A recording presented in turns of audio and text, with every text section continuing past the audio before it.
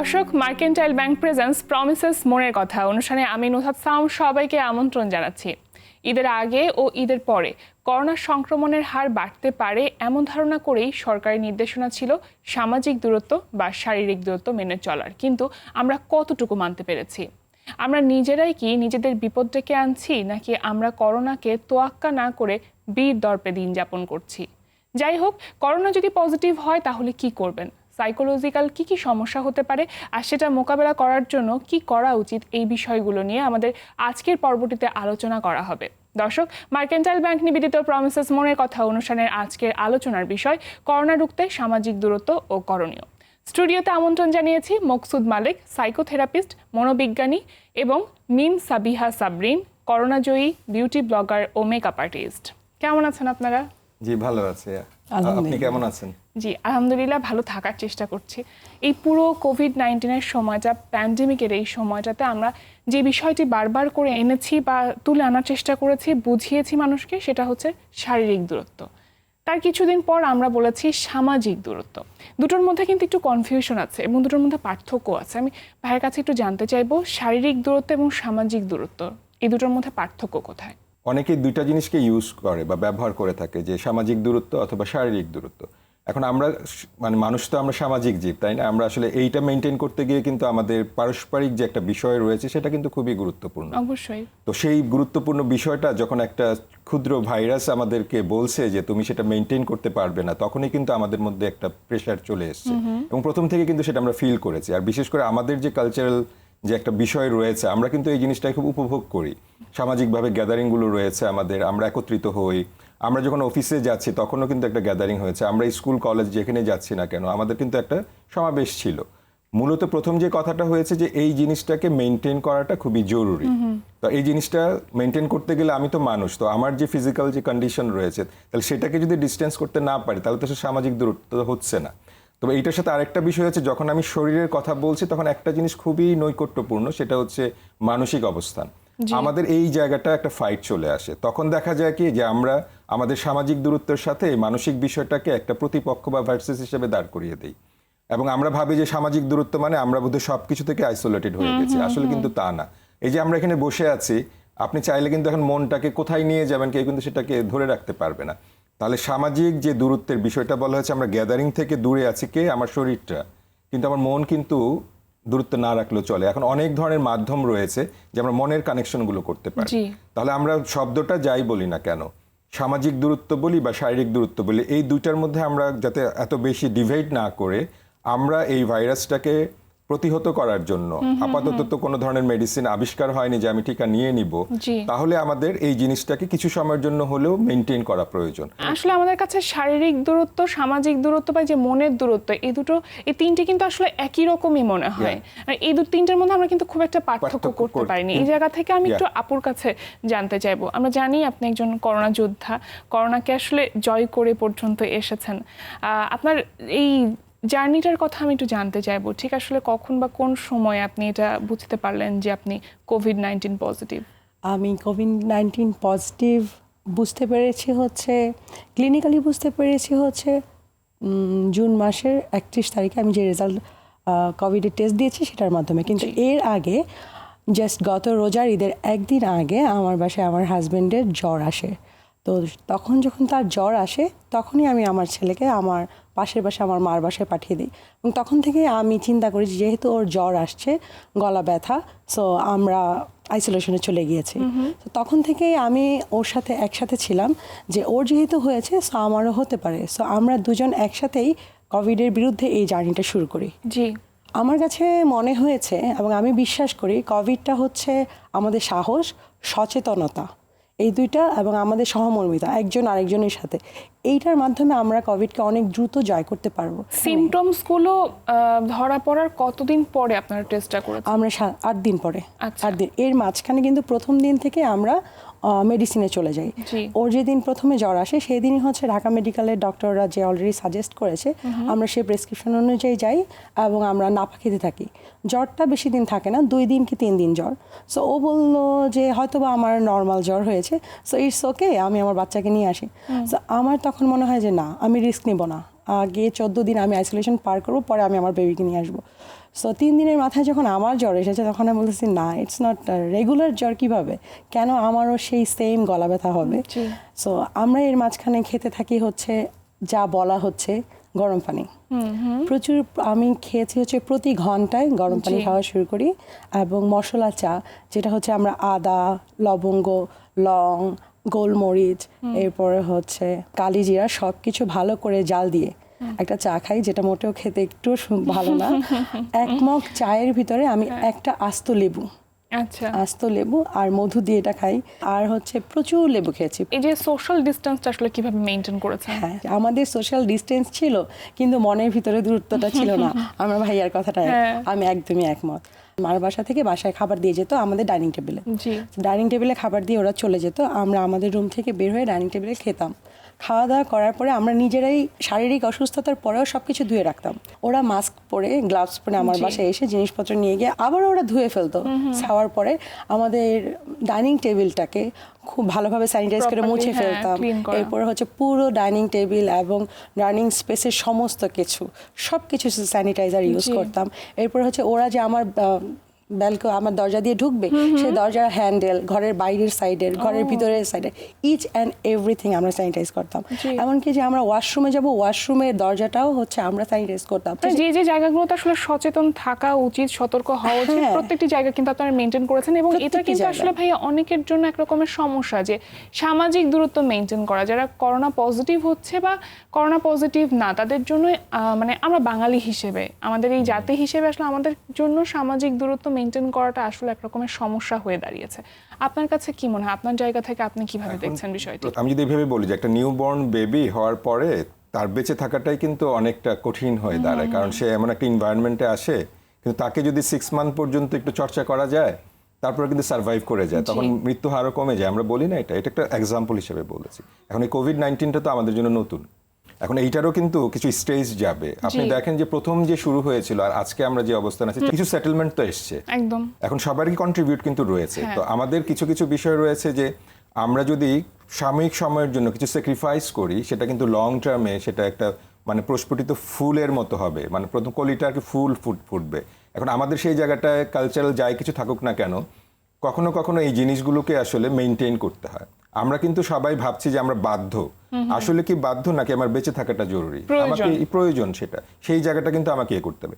এখন আমরা একটা জিনিস প্রায়ই বলি যারা মন নিয়ে কাজ করি, একটা হচ্ছে নিড আর একটা হচ্ছে উইশ, জি। মানে প্রয়োজন এবং ইচ্ছা।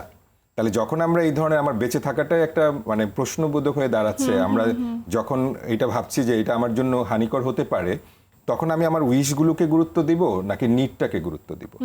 আমার কথার কথায় বেঁচে থাকার জন্য আমার খাদ্য, বস্ত্র, বাসস্থান দরকার, কিন্তু কথার কথা যে আমার একটা লাক্সারিয়াস ম্যাটেরিয়াল লাগবে, সেটা কিন্তু আমার উইশ, সেটা না হলে কিন্তু আমি মারা যাব না।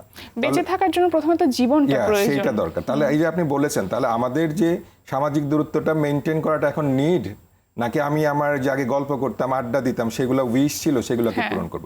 আমি কিছুদিন যদি গল্প আড্ডা না দিই, কথার কথা, আমি যদি এগুলো মেনটেন করি, আমি তো মারা যাব না সেটার জন্য।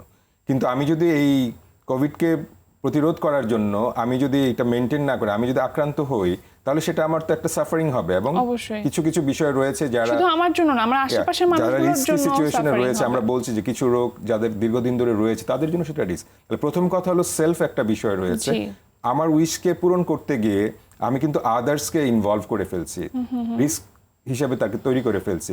তাহলে আমার সেই উইশগুলোকে সাময়িক, আমরা কিন্তু বলছি না যে যুগের পর যুগ আমার সমস্ত উইশকে আমি এভুলেশ করে দিব। জি। একটা সাময়িক সিচুয়েশন তৈরি হয়েছে, আমরা নিডগুলোকে আসলে ভাবি। বেঁচে থাকলে আমরা আমাদের উইশগুলোকে অনেকভাবে পূরণ করতে পারবো। বেসিক নিডসটা পূরণ করাটাই মূল চ্যালেঞ্জ, মূল কিন্তু challenge। সার্ভাইভ করাটাই চ্যালেঞ্জ, যেটা আপুর মধ্যে আমরা দেখেছি। আপু, যখন আপনার ধরা পড়লো করোনা পজিটিভ, আপনি দেখলেন, তখন আপনার তো নিশ্চয়ই মেন্টালি একটা উইকনেস কাজ করেছে, যে আসলে এটা কেন হলো বা কিভাবে হলো, এই বিষয়টা কি কাজ করেছে? নার্ভাসনেস কাজ করেছে সেই সময়টাতে? নার্ভাসনেস আসলে প্রথম দিন একটু কাজ করেছিল, যখন আমি আমার বেবিকে পাঠিয়ে দিই। মানে ওকে, আমি নিজে তখনই মেন্টালি প্রিপেয়ার ছিলাম যে 14 দিনের আইসোলেশন, মানে আমি ওর সাথে আর দেখা করব না। তো যখন বলা হচ্ছে যে ইটস ওকে, তোমারও জ্বর চলে গিয়েছে, আমারও 2 দিন পরে জ্বর চলে গেল, আমার হাজব্যান্ডেরও চলে গেল, যে ইটস ওকে, তো ওকে নিয়ে আসতে পারো, আমি তখনও মেন্টালি স্ট্রং যে না, কারণ হচ্ছে আমি একজন মা, আমার চিন্তা ছিল যে বাই দ্য চান্স যদি আমার কোভিড হয়ে যায় তাহলে আমি আমার ছেলেকে বা আমার ফ্যামিলি মেম্বারকে কোনোভাবেই যাতে তাদেরকে অ্যাটাক না করে ভাইরাসটা। সো এরপরে হচ্ছে আমরা 8 দিন পরে দুইজন একসাথে চলে যাই টেস্ট করাতে। তো টেস্টে আমার হাজব্যান্ডের নেগেটিভ আসে, আচ্ছা, আমার পজিটিভ আসে। সো বুঝতেই পারছেন তখন আমাদের সমাজ এসে পড়ে, ফোন করে, তো ওকে তাহলে তো তুই এখন নেগেটিভ, তাহলে মিম তো পজিটিভ, দেন তুই কেন ওর সাথে থাকবি, তুই তো এখন আলাদা হয়ে যেতে পারিস। তখন আমার হাজব্যান্ড সেই প্রথমবারের মতো, যে এখন আমি তার পাশে ছিলাম, সেও বলে যে না, আমার মাধ্যমেই তো ওর কাছে সংক্রমিত হয়েছে, সো আমরা দুজন একসাথেই থাকবো। চমৎকার। সো আমরা দুজন একসাথেই থাকি। আমার ছেলে প্রতি মুহূর্তে ফোন দিত জি, যে জি। আম্মু কি করো, একটু কি দেখে যেতে পারবো? আমি বলছি, না বাবা, মাস্ক পরে হ্যাঁ। আমার বাসায় তুমি ঢুকতে পারবে না। তারপর কি কোনো ডক্টরের সাথে সাজেশন নিয়েছিলেন? আমি ডক্টরের কাছে ডক্টরের গিয়েছিলেন? সাজেশন নিয়েছি, আমি হোমিওপ্যাথি ডক্টরের সাথে সাজেশন আচ্ছা, নিয়েছি। আচ্ছা। তো আমি টোটাল আমার কোভিড জার্নিটাই হচ্ছে হোমিওপ্যাথি খেয়েছি। হোমিওপ্যাথি আমার যে যে প্রবলেম ছিল আমি ওনাকে বলেছি, সো উনি সেভাবে আমাকে ওষুধ দিয়েছে। যে আল্লাহর রহমতে আমার প্রচণ্ড শ্বাসকষ্ট ছিল, যে আমি শুতে পারতাম না, খাটে শুতে পারতাম না, সো আমি ফ্লোরে শুতাম কাত হয়ে। সো এত কষ্ট ছিল, এক এক সময় 93, 92 অক্সিমিটারে নেমে জি। গিয়েছে অক্সিজেন। কিন্তু এরপরেও হচ্ছে ওনার ওষুধটা খেতে আস্তে আস্তে আস্তে আস্তে আমি রিকভারি করি। আমার কাছে মনে হয় ভাইয়া হোমিওপ্যাথি হোক কিংবা অ্যালোপ্যাথি, অ্যালোপ্যাথি এখানে আসলে মেন্টাল স্ট্রেন্থটা অনেক বড় আর বিষয়। এখন কিন্তু আমরা শুনতে পাচ্ছি যে যেহেতু কোভিডের এখনো কোনো নির্দিষ্ট ট্রিটমেন্ট নেই, সো হোমিওপ্যাথি অ্যালোপ্যাথি সবকিছুই খাচ্ছে, একসাথে খাচ্ছে। আর যেটা বলছিলেন ভয়ের কথা, সো ভয়টা মাথা থেকে চলে গিয়েছিল। কারণ হচ্ছে আসলে আমরা যারা বিশ্বাসী তারা সবাই জানি মরতে তো একদিন হবে। হবেই। সো মৃত্যুকে ভয় না পেয়ে যুদ্ধ করে বেঁচে থাকা। উচিত। আর কারণ হচ্ছে হায়াত আর এবং এখানে আমি একটু যুক্ত করতে চাই যে আপু, এভাবে করে আসলে যুদ্ধটা তো মনের উপর একরকম ইফেক্ট অবশ্যই। পড়ে অবশ্যই। ভাইয়ের কাছে একটু জানবো যে আমরা শারীরিকভাবে বিভিন্ন রকম সমস্যার কথা বলছি এবং সেখান থেকে পরিত্রাণের জন্য হোমিওপ্যাথি বা অ্যালোপ্যাথির দিকে যাচ্ছি। মনের উপর এক রকমের সমস্যা হয়, মনটাও অসুস্থ হয় এই ধরনের শারীরিক সমস্যার কারণে। সেক্ষেত্রে আসলে ওইখান থেকে পরিত্রাণের উপায়টা কি, বা আসলে কিভাবে দেখলে বিষয়টিকে অনেক সহজ মনে হবে? শারীরিক সুস্থতার জন্য নানা ধরনের ম্যানেজমেন্টের কথা আমরা বলেছি, তো আমরাও বলি যে এটা সাইকোলজিক্যাল ম্যানেজমেন্টের একটা ওয়ে আউট করা। জি। এখন এইটা দুই রকমের, একটা হচ্ছে আমি সেলফ কিছু ম্যানেজ করতে পারি যে একজন ব্যক্তি হিসেবে, আর কখনো কখনো যে একটা পর্যায়ে গিয়ে আমাদের কোনো স্পেশালিস্ট অথবা যারা এই বিষয়ে দক্ষ প্রফেশনাল আছে, আমাদের মতো যারা সাইকোথেরাপিস্ট অথবা সাইকোলজিস্ট রয়েছেন, তাদের হেল্প দরকার। এই সেলফের যে ইস্যুগুলো রয়েছে, রিলেশনশিপ ইস্যু কিন্তু কিছু বিষয় রয়েছে, এই পরিপ্রেক্ষিতে আমাদের সম্পর্কগুলোর মধ্যে কিছু আপস অ্যান্ড ডাউনস রয়েছে। অবশ্যই। সেইখান থেকেও কিন্তু কিছু বিষয় দাঁড়িয়ে গেছে, কারণ আমরা এখন সারাটা সময় ঘরে রয়েছি। ঘরে যারা ফ্যামিলি অর্থাৎ হাজব্যান্ড ওয়াইফ চাইল্ড রয়েছে, তারা আগে তো অনেকে বাইরে থাকতো, এখন সারাটা সময় যখন একসাথে আছি, পজিটিভ যেমন কিছু বিষয় রয়েছে সেখান থেকে কিছু আবার স্ট্রেস Negativityও বিষয় আসছে। কিন্তু তৈরি হয়েছে। আর নাম্বার থার্ড হচ্ছে, যেহেতু আমার জীবনযাপনে পরিবর্তন এসেছে, অর্থাৎ আমরা সিস্টেমিক একটা ওয়ে ছিল, আমি জব করেছি, আমি বিজনেস করেছি, লাইফস্টাইলের চেঞ্জ সেই এসেছে, সবথেকে সিস্টেমের বড় মধ্যে একটা বিষয়টা। ব্যাপক পরিবর্তন এসেছে, তাহলে সেখান থেকেও কিন্তু কিছু স্ট্রেস কিন্তু গ্রো করে। জি। তো আমরা যেটা বলি, মনের এই জায়গাটাতে যদি আমরা প্রপার কেয়ার করতে চাই, ম্যানেজমেন্ট করতে চাই, তাহলে আসলে তিনটা জায়গাতেই আসলে আমার বিকল্প রাস্তা বের করতে হবে। আমি ধরে নেন যে সেলফ মনটাকে ভালো রাখার জন্য নিজে অনেক যুদ্ধ করছি, কিন্তু রিলেশনশিপ তো 2 ওয়ে প্রসেস। তো ওই রিলেশনশিপ থেকে অনেক স্ট্রেস আসছে, তখন আমি ম্যানেজ করবো কিভাবে? তাহলে I need to be think.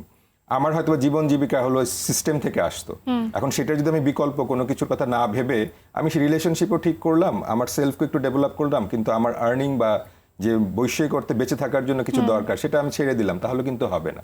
তো আমরা বলি হলিস্টিক অ্যাপ্রোচ বলি এটাকে। জি। সো আমি আমার নিজের কেয়ার করব, রিলেশনশিপগুলোর যত্ন নিব, আর আমার বর্তমান যে সিচুয়েশন তৈরি হয়েছে এখানে বিকল্প রাস্তাগুলো খোঁজ করা কিন্তু অনেক বেশি জরুরি। কারণ লং টার্মে যখন আমি দেখব যে আমার গতানুগতিক যে সিস্টেমগুলো ছিল সেগুলো বন্ধ হয়ে যাচ্ছে, আমি যদি হতাশ হয়ে বসে থাকি তাহলে কিন্তু হবে না। আমাদের যে লার্নিং আমরা দেখেছি যে কোনো পরিস্থিতিতে আপনি চাইলে নতুন কিছু শিখতে পারেন। এই জায়গা থেকে একটা ছোট্ট বিরতি নিয়ে তারপর আবার আমরা আলোচনায় আসবো। দর্শক, মার্কেন্টাইল ব্যাংক নিবেদিত প্রমিসেস মনের কথা অনুষ্ঠান থেকে নিচ্ছি ছোট্ট একটি বিরতি। বিরতির পর আমরা করোনা রুখতে সামাজিক দূরত্ব ও করণীয় নিয়ে আলোচনা করব। আর টিভির সাথেই থাকুন।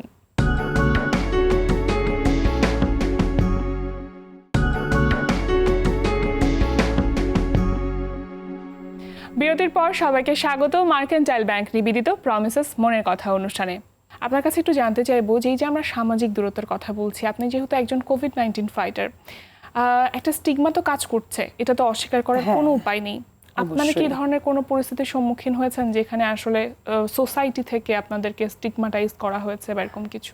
আমি এটা এভাবে বলবো না, আমাকে করা হয়নি, কিন্তু আমার সাথে যা হয়েছে সেটা কিন্তু আমার কোভিড-19 জার্নিতে অনেক হেল্পফুল হয়েছে। কি হয়েছে, আমার আত্মীয় স্বজনরা যখনই জানতে পেরেছে যে আমি অসুস্থ, আমি তো বাহিরে যেতে পারছি না বাজার করতে, তো আমার বাসার নিচে সবাই এসে বাজার দিয়ে গিয়েছে, বাজার পাঠিয়ে দিয়েছে, ওষুধ কিনে পাঠিয়ে দিয়েছে, আমার হাজবেন্ডের ফ্রেন্ড বাসার নিচে এসে ওষুধ দিয়ে গিয়েছে, এই যে আমার বাবা মা বাসায় খাবার দিয়ে মেন্টাল গিয়েছে। সাপোর্টটা আপনার আশেপাশের হ্যাঁ, মানুষদের মানুষদের কাছ থেকে পেয়েছি। এখন আমি বলি, যদি এমন হয় যে আমি কোভিড-19 আক্রান্ত, আমার আত্মীয় স্বজন আমার কথা শুনে আমাকে ফেলে পালিয়ে গেল, যেটা আমরা দেখছি, হ্যাঁ। তখন কিন্তু মানসিকভাবে সে অনেক বেশি ভেঙে পড়ে যে ওকে, আমি মৃত্যুবরণ করার আগেই তো আমার মৃত্যু হয়ে গেল, আমার পরিবার আমার কাছ থেকে চলে গেল, আমার পাশে আর কেউ নেই।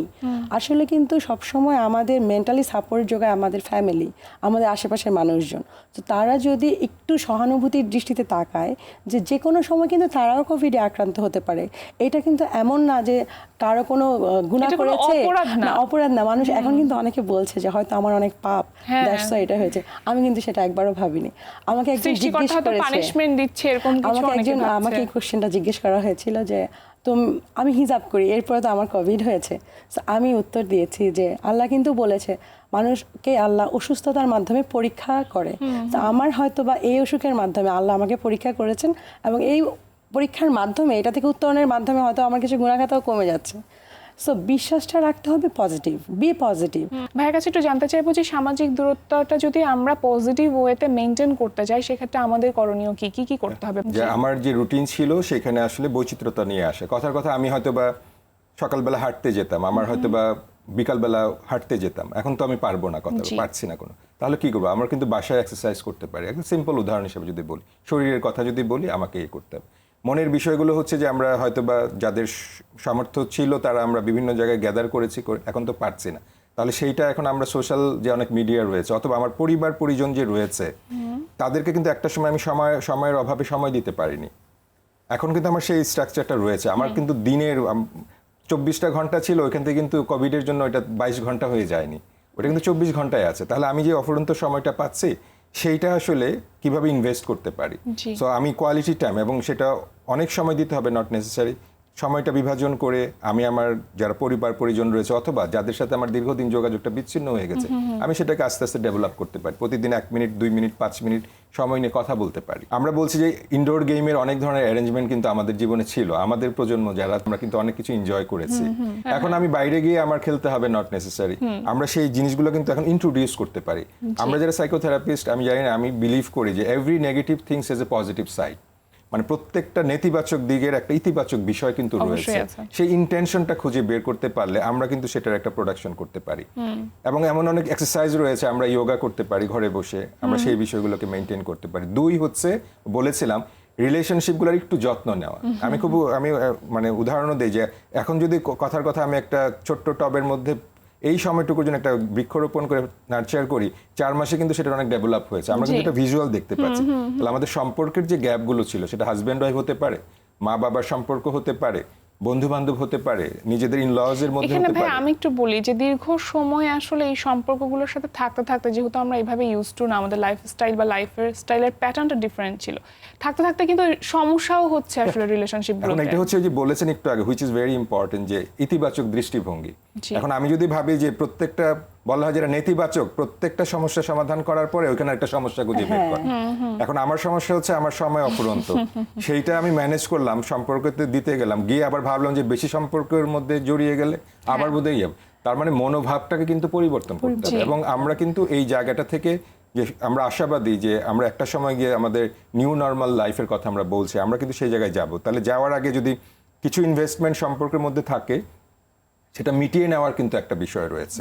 এখন ওই যে বলেছি যে আমি নিড আর উইশকে কিন্তু আমার নিড হচ্ছে সম্পর্কগুলোকে ডেভেলপ করা, তো সেই ডেভেলপ করতে গিয়ে আমি কেন আবার নেগেটিভ কন্ট্রিবিউশন করবো, সেটা তো আমার অ্যাটিটিউডের বিষয়। তাহলে আমাদের সামগ্রিকভাবে সেই দৃষ্টিভঙ্গিটা একটা সময় এসছে, আমরা চাইলে একটু শার্প করতে পারি, একটু ডিফারেন্ট ওয়েতে চিন্তা করতে পারি।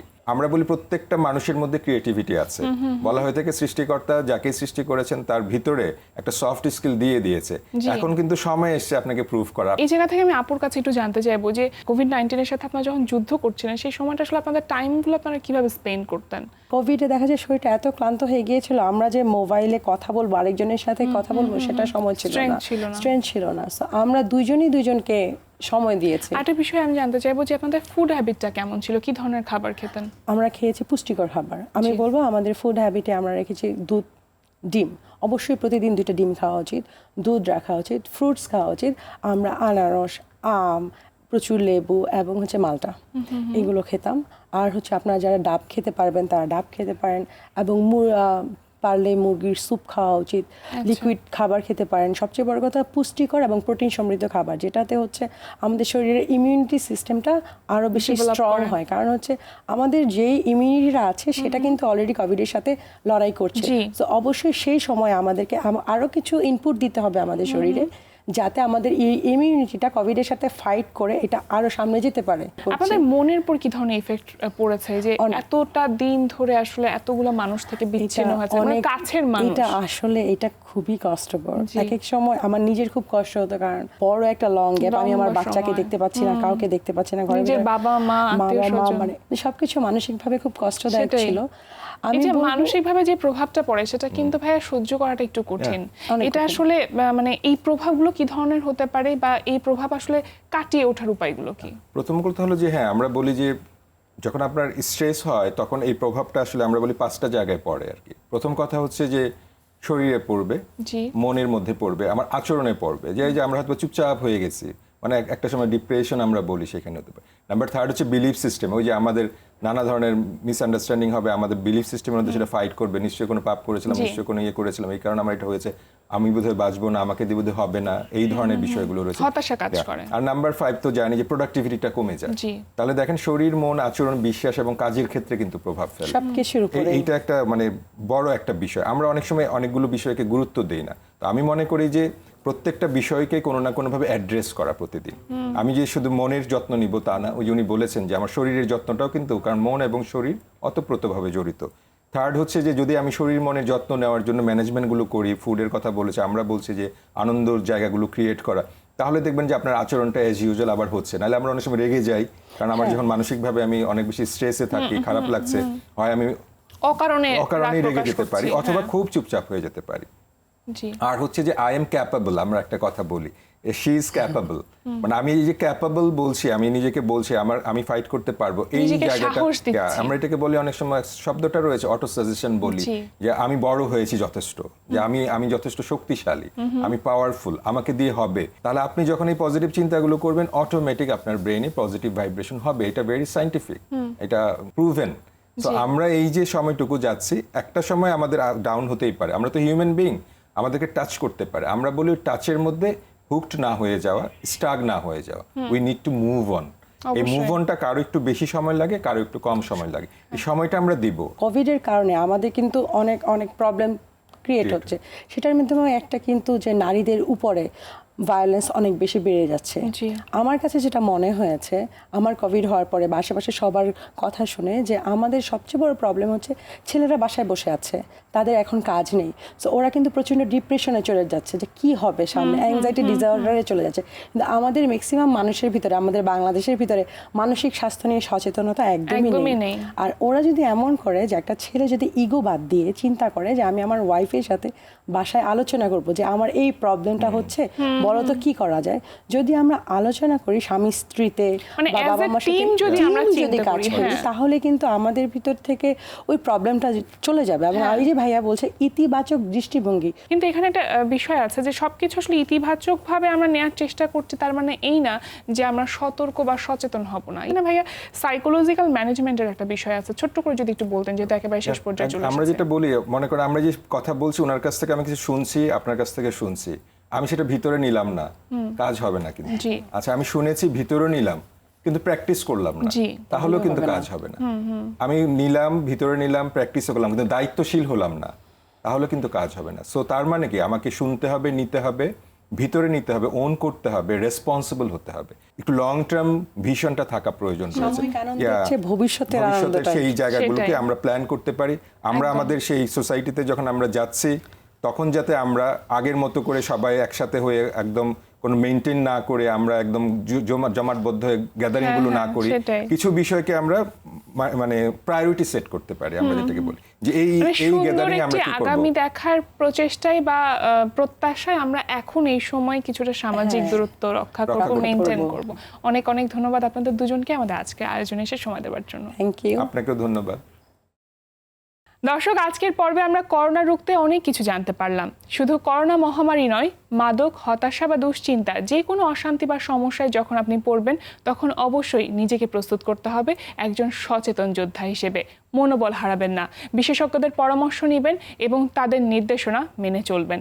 কোনো মতে ভেঙে পড়বেন না, আত্মবিশ্বাস ও মনোবল আপনাকে সঠিক সমাধানে ঠিক পৌঁছে দিবে। যেমনটি জানলাম আমাদের আজকের অতিথিদের কাছ থেকে, আজকের মতো বিদায় নিচ্ছি মার্কেন্টাইল ব্যাংক নিবেদিত প্রমিসেস মনের কথা অনুষ্ঠান থেকে। সবাই ভালো থাকুন, সুস্থ থাকুন, দেশকে ভালোবাসুন আর অবশ্যই নিজেকে মাদকমুক্ত রাখুন।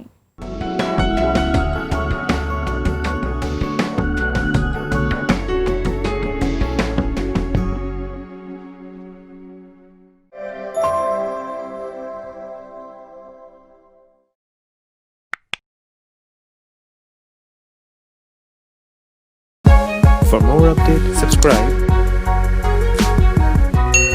and press the bell icon on YouTube app and never miss another update.